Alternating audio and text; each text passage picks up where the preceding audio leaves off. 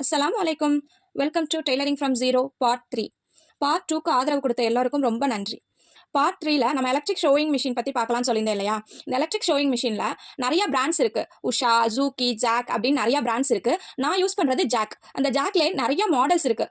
F4, F5, F6, A2B, இந்த மாதிரி நிறைய மாடல்ஸ் இருக்குது. நான் யூஸ் பண்ணுறது A2C அப்படிங்கிற மாடல் தான்.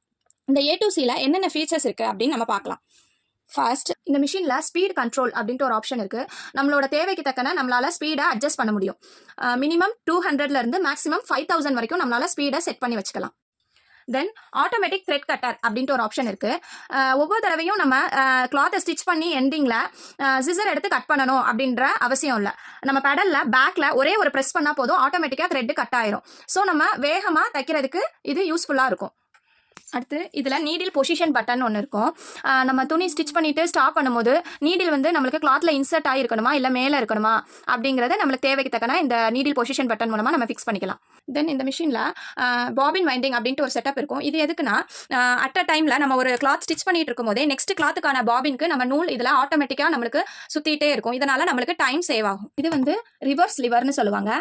இது எதுக்குன்னா நம்ம ஸ்டிச் பண்ணும்போது ஸ்டார்டிங் அண்ட் எண்டில் லாக் ஸ்டிச் போடுவோம் இல்லையா? அப்போ இந்த லிவர் யூஸ் பண்ணோம்னா ஆட்டோமேட்டிக்கா துணி அதுவே நகண்டு லாக் ஸ்டிச் போடும். நம்ம பெடல் மட்டும் பிரஸ் பண்ணாலே போதும்.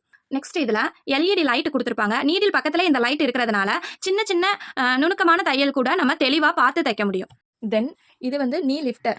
நம்மளோட இந்த முட்டையை வச்சு இப்படி லைட்டாக லிஃப்ட் பண்ணோம்னா இங்கே மேலே இந்த ப்ரெஷர் ஃபுட்டர் வந்து லிஃப்ட் ஆகும். நம்ம தச்சிட்டு இருக்கையில் வந்து ஈஸியாக நம்ம இந்த நீயை வச்சே லிஃப்ட் பண்ணி துணி எதுவும் டர்ன் பண்ணணும்னா ஈஸியாக நம்ம டர்ன் பண்ணிக்கலாம். இந்த ஜாக் மிஷினில் உள்ள எல்லா ஃபீச்சர்ஸுமே நம்ம பார்த்தோம். இவ்வளோ ஃபீச்சர்ஸ் இருக்கிறதுனால நம்ம நிறையா ட்ரெஸ்ஸஸ் ஈஸியாக தைக்கலாம். நம்மளோட டைமும் நிறையா சேவ் ஆகும்.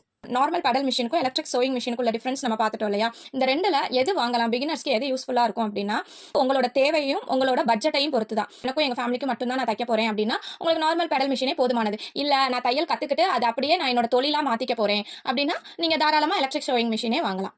ஓகேவா? நெக்ஸ்ட் பார்ட்டில் நம்ம மிஷினோட பாடி பார்ட்ஸ் எல்லாம் பார்க்கலாம் இன்ஷா அல்லாஹ்.